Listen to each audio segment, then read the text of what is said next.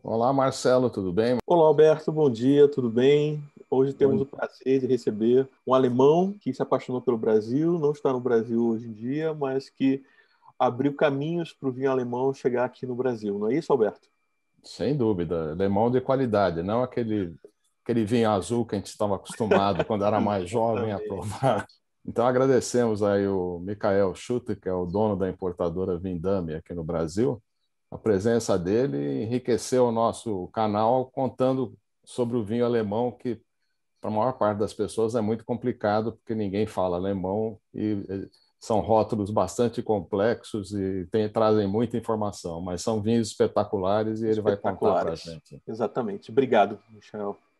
Obrigado, Michel. Eu que agradeço. Muito obrigado.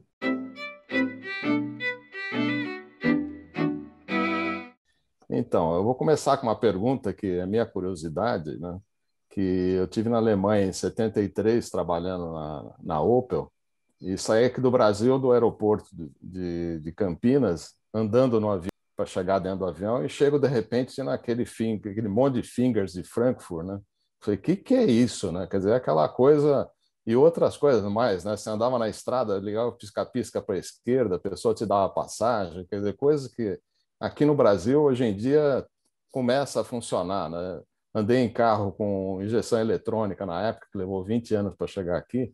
Então, quer dizer, o que que leva um alemão com estilo de vida desse tipo assim a vir para o Brasil, né?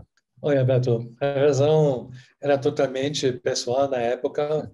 Foi a mulher brasileira com quem eu casei, mas agora sou separado. Foi realmente um grande desafio para um alemão que ainda morava muito na Suíça, que é ainda mais formal, né? De tentar se adaptar ao caos na organização brasileira, a administração, as regras, os impostos absurdamente altos. A parte mais fácil era a cultura. O fato é que os brasileiros são muito abertos, simpáticos, muito mais acessíveis do que os norte-europeus. Mas o jeitinho brasileiro ainda é algo que eu não consigo seguir tanto, né? E também eu não tenho muita simpatia nem tolerância para a sonegação desse caminho, só faturamento na área de vinho, que é muito comum e para Vindame é provavelmente um dos maiores fatores de concorrência desleal que encontramos. E como você resolveu abrir a importadora? Bom, chegando no Brasil, eu não quis atuar como advogado mais, porque eu sou desde 40 anos e na Europa sempre atuei. Mas já as regras de ser reconhecido pela OAB são complicadas, então eu quis trabalhar com algo que é mais a minha paixão, o que é o vinho. Sou Uhum. colecionador de vinhos, tenho ainda uma bela coleção de vinhos de Bordeaux na minha casa aqui na Suíça. E o que reparei quando eu cheguei no Brasil foi que os vinhos importados não tinham a mesma qualidade, não o mesmo gosto do que estava acostumado na Europa, né? Então eu falei, não, eu quero fazer melhor. Na seleção, curadoria, mas também cuidando no transporte em container refrigerado. A Viname só usa reefer container, nada é importado no container normal. Eu nunca entendi porque quase 80% de todos os vinhos que chegam no Brasil são em container normal, sem refrigeração. Imagina como os vinhos esquentam dentro desses containers. Eles estragam. Eles são, eu sempre falei, são pasteurizados, realmente. E assim, realmente tem um caráter bem diferente do que foi encarregado, o que o viticultor pensou que ele fez, né? E para aprender o português foi fácil? Olha, eu aprendi o português quando eu cheguei no Brasil. Eu tinha um professor privado. Na escola eu tinha latim, eu aprendi muito francês. Inicialmente, isso fiz um pouco de confusão com os falsos amigos entre o francês e o português, mas eu consegui aprender. Em 2013, eu fiz um curso de sommelier profissional na Senac, em São Paulo, também para aprender um pouco a nomenclatura na área do vinho, porque essa primeira coisa, quando você trabalha no vinho, precisa entender as palavras de vinho. Eu mesmo entendo também em italiano, apesar do fato que eu não falo italiano, mas quando os italianos falam dos vinhos deles, eu entendo normalmente. Os franceses eu entendo porque estou falando francês. Espanhóis eu entendo também, porque entendo bastante bem o espanhol. Espanhol e português lá, sempre um fala, eu falo português ou inglês com eles, eles respondem em espanhol normalmente, isso funciona bem. E vocês são mais focados aqui no Brasil no vinho alemão, né? Os alemães fazem um pouco 40% do nosso catálogo, mas sendo alemão, foi uma escolha lógica para mim para começar com a Alemanha, mesmo que eu estava um pouco com dúvidas que seria uma boa ideia inicialmente, porque minha experiência com vinhos alemães quando eu era jovem foi mista, né? Eu não gostei muito dos vinhos que meu pai tomou, foram Rieslings um pouco adocicados, do Mosel. Eu não gostei muito também dos tintos alemães que eu tomei como estudante no sul da Alemanha. Lá eu sempre pensei que são vinhos um pouco fracos, né? O Spätburgunder, na época, não foi o que eu pensei, era um bom vinho tinto. Mas quando eu comecei a preparar a importação, eu também descobri que o mundo tinha mudado inteiramente, no aquecimento global também, e estilos também mudaram. Os Rieslings que eu provei eram maravilhosos, Nossa Senhora, secos, ou não, mas mesmo os secos foram muito, muito bons. Eu fui muito encantado por isso. E nos vinhos brancos, você já falou da garrafa azul, né? Essa história preocupou um pouquinho, mas é fácil hoje em dia convencer as pessoas que os nossos vinhos têm nada a ver com isso, são muito melhores, que essa garrafa azul não era Riesling, era realmente, maioritariamente Müller-Thurgau, que tem um maior rendimento, né? Você pode fazer 20 mil litros de Müller-Thurgau de hectare, e os Riesling, sobretudo do VDPs, vinícolas da VDP, você tem entre 13 e 6, 7 mil litros que são permitidos. Então, você já tem uma muito melhor qualidade com isso, né? E também eu descobri que os Pinot Noirs alemães são excelentes e muito gostosos, totalmente estilo Borgonha. Agora, e o aquecimento global, desde o meu tempo como estudante, realmente teve um efeito muito positivo, pelo menos na área de vinho e a qualidade desses vinhos e desses vinhos tintos. Ainda tem alguns tintos, tem um estilo, tem os alemães no sul, no Württemberg, que gostam realmente de vinhos um pouco mais leves, vinhos tintos leves. Eles fazem esses Dornfelder e outros. Esse não é o estilo que eu gosto muito. E eu acho também que no Brasil não é o estilo que o brasileiro vai preferir, porque normalmente o brasileiro no tinto quer um tinto que tem um pouco mais corpo, que não está fraco, né? Claro. Esse não é, fraco não é para brasileiro, não. E que outros países você importa? Nós temos vinhos da Itália, do Vêneto, Amarone, por exemplo, do Piemonte, Excelente. Barbera d'Alba, Barolo, Barbaresco. A gente tem Toscana, Chianti Classico, Super Toscanos. A gente tem um pouco Primitivo e Negro Amaro da Puglia.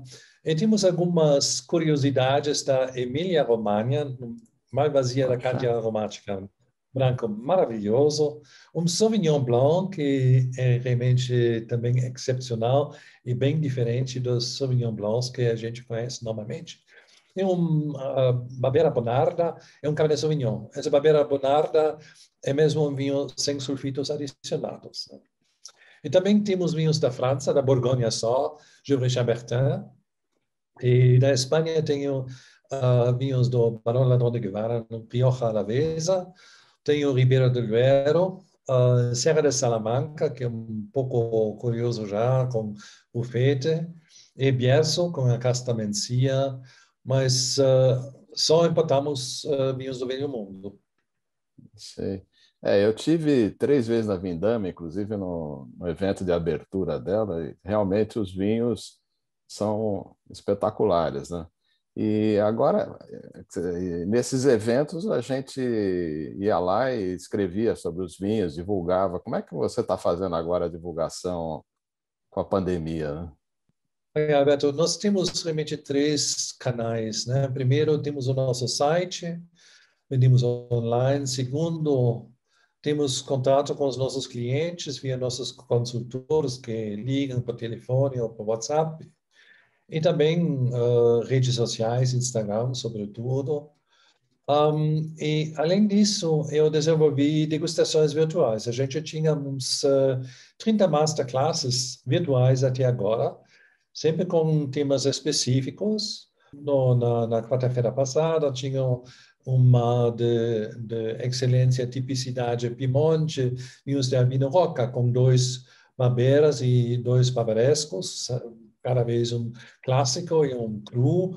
E vamos fazer uma masterclass no 24 de março com as novidades de Riesling do Vale do Reno, que estávamos importando agora.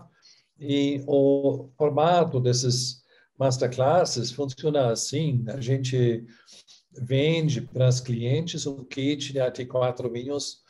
A gente tem que fazer um desconto bom, porque é bastante vinho que eles têm que comprar para participar. Quando nos eventos que você participou, a gente cobra um valor para o evento, você recebe uns 4 ou 5 doses de degustação e pronto, e depois você compra ou não. Agora, para participar, a gente está oferecendo, mostramos 3 ou 4 vinhos e damos até 30% de desconto para kit de 4 garrafas. E a gente se encontra na data determinada na plataforma Zoom, e a gente faz a masterclass. Eu sempre convido uma pessoa com um excelente conhecimento técnico de vinho, como Arthur Azevedo, Diego Arrébola, outros, de falar sobre os vinhos das regiões um pouco. Eu estou falando também, mas eles normalmente podem ser um pouco de experiência e tudo. E está legal também, não sempre como o dono da Vindama falar, mas ter uma terceira pessoa que está acrescentando as experiências dela. Também eu convido frequentemente um produtor. Eu tinha a Mônica Rocca agora, nessa coisa da Albino Rocca. Eu vou ter o Baron Kniphausen na Masterclass com esses vinhos do Vale do Reno. E também eu tinha a Judith Valdelana sobre uma coisa de Espanha e tudo. Isso é muito legal. E a plataforma Zoom permite, diferente do live da Instagram, a plataforma Zoom permite que as pessoas podem interagir, podem falar, podem compartilhar as impressões delas, o que eu acho muito importante e muito interessante também, porque tem pessoas que têm um bom conhecimento, é muito bom ouvir as experiências delas. E tem os outros que sempre... Tem uma família do Rio Grande do Sul, por exemplo, que frequenta muitas vezes essas masterclasses. Não, normalmente você tem toda a família.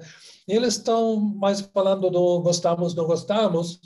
A minha mulher gostou mais do vinho número 2 e meu gênero o vinho 4, eu pessoalmente o 3, a minha filha o primeiro, né? Então, assim, mas assim você tem uma interatividade como uma pequena confraria, eu diria mesmo, porque já as pessoas perdem o medo de falar no Zoom, né? Você tem que ter feito isso mais que uma vez para ter a vontade de realmente falar e compartilhar suas impressões. Mas tem sempre, tem Aguinaldo Fonseca do Santos, e tem outros que têm um bom conhecimento, que tem alguns, Luiz Magalhães, que tem um blog de vinhos que falam, que escrevem sobre esses, e que sempre tem também umas perguntas técnicas e outra. Assim, fica uma mistura entre uma aula e uma degustação. É assim, realmente uma verdadeira masterclass,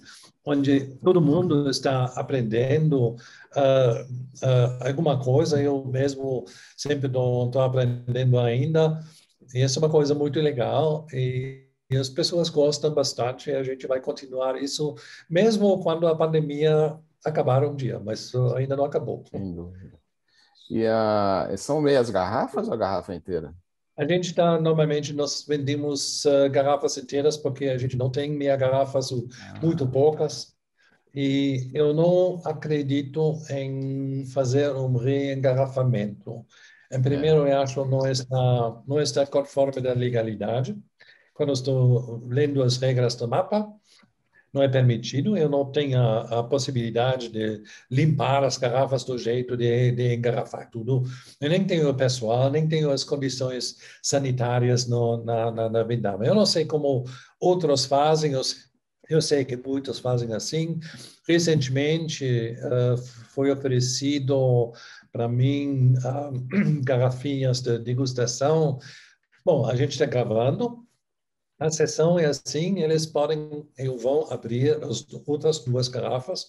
Num outro momento, eles podem assistir o vídeo e escutar os comentários de todo mundo sobre esses vinhos e compartilhar, assim, continuando um pouco offline a degustação, a masterclass. e pode juntar mais de uma pessoa, né? Assim você pode tomar mais vinhos e conservar esses vinhos, né? E como é que a pessoa consegue ter acesso às masterclass? Olha, tem várias opções. A gente está ligando para os clientes que nós conhecemos, mas se não, a gente está divulgando isso também no Instagram, a gente está divulgando isso no nosso site. Então, você vai para o nosso site, tem uma categoria Masterclasses, e lá você clica e você vai encontrar quais são as opções para a próxima Masterclass. Para a próxima do 24 de março, por exemplo, eu só tenho um kit que eu ofereci, mas porque frequentemente a gente está incluindo pelo menos um vinho realmente top. Essa Masterclass do Vale do Reno, por exemplo, vamos incluir uma Premier Cru, uma Erste Lager, que é excelente. E essa é uma coisa realmente muito bom também. Assim as pessoas podem conhecer um pouco toda a qualidade, todas as categorias de qualidade desses vinhos. E é você que seleciona os vinhos? Como é que é? Que Sim. compra? Em primeiro, eu sempre faço uma pesquisa, eu diria, começo com os guias dos países, quais são os melhores produtores, depois verificando quais já são no Brasil, quais já são importados no Brasil, se eles trabalham sem agrotóxicos e com mínima intervenção na adega. Essas são coisas muito importantes para mim. Então, eu vou contratar os produtores, escrever, tem sempre um caminho de cartas e e-mails. E, bom, antes dessa pandemia, normalmente eu encontrei não sei quantos produtores na feira Provine, lá em Düsseldorf, a maior feira do mundo do vinho, e não teve em 2020, não vai ter nesse ano. É uma pena, porque lá eu consegui provar uns, eu diria, 200 vinhos em 3 dias. É um grande desafio, mas você encontra as produtoras, você prova os vinhos, eu vou sempre anotar as coisas no meu computador, e as que eu realmente gostei, eu vou contratar o viticultor dizendo que, quando eu posso visitar, quando eu posso ver a vinícola, a adega, os vinhedos. E eu fui realmente para visitar todos os nossos viticultores com quem nós trabalhamos. Eu diria quase conheço todos os vinhedos. Eu não diria todas as parcelas, mas sempre tenho uma muito boa ideia. Foi para todas as adegas para verificar se eles realmente trabalham como eu quero que eles trabalhem, que eles não usam agrotóxicos, fazem pelo menos uma mínima intervenção. Lutte raisonnée se chama na França. Eles, eu diria, fungicidas normalmente são aplicados um pouquinho, porque esse é sempre um desafio com o clima que é um pouco mais úmido. Essa é uma coisa que pode ter fungo, então, para evitar isso, quase todos fazem isso e eles podem usar um pouco de cobre e de sulfatos. E essa é uma coisa que é permitido, mas eu não, realmente, de preferência, eles não deveriam colocar muito afinamento também na adega, né? Porque, nossa, tem um monte, eu vi um catálogo de uma empresa, é horrível que você pode colocar no vinho, né? E de preferência, os preferidos são que nem fazem clarificação, nem filtração, né? Como fez o Öhring, os tintos dele, por exemplo, eles não passam nem para clarificação, nem para vinificação, nem para filtração. A vinificação termina quando o vinho pensa que termina. Essa é uma coisa. Ele falou, não, você tem que ter a paciência, né? O resto é produção industrial, essa eu não quero. E quais os planos do futuro aí para a sua importadora? Olha, nós vamos com certeza continuar com os nossos vinhos alemães, porque esses são os vinhos que muitas pessoas estão procurando conosco, porque Itália, França, você encontra muitas outras importadoras. Alemães, tem realmente só Weinkeller e nós. Mistral recomeçou a importar um ou dois de produtores que já foram quase esquecidos. Decanter desistiu realmente da importação dos vinhos alemães. É um pouco uma pena, mas eu vou continuar com isso, né? A gente faz a Semana Riesling, a gente já fez em 2018, 2019 e mesmo no ano passado, mesmo que foi virtual, a quarta Semana Riesling é previsto para fim de outubro e vamos torcer que não vai ser só virtual, mas vamos poder ter alguns eventos presenciais, porque esse é ainda muito melhor.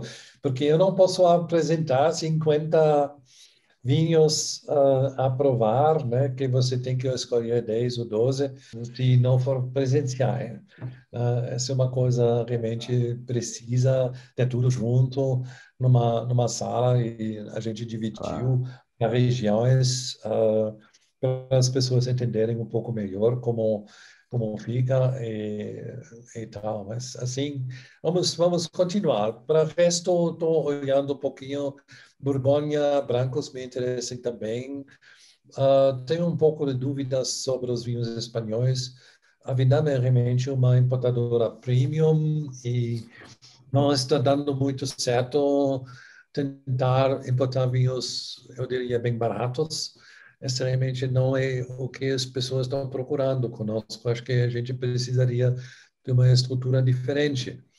Se você está realmente olhando para um vinho de terroir, uma coisa de muito boa qualidade, sim, temos mesmo com muito bons preços, ótima relação qualidade-preço. Esse eu acho importante. Mas um vinho embaixo de R$ 100, eu diria, esse realmente não é o que a gente precisa ou vende muito, né? A gente tentou e não deu tão certo. Acho que realmente os Rieslings que são mais caros vendem melhor do que um vinho barato, né? Bom, acho que eu vou agradecer por enquanto a sua participação vamos fechar aqui, essa né? parte, exatamente, vamos fechar essa parte, porque eu acho que ainda tem bastante coisa a conversar, a gente pode fazer um outro vídeo, uma segunda parte. Sobre falando aí especificamente sobre o vinho alemão que não conhece, né? Até o próximo. Tá bom. Muito obrigado.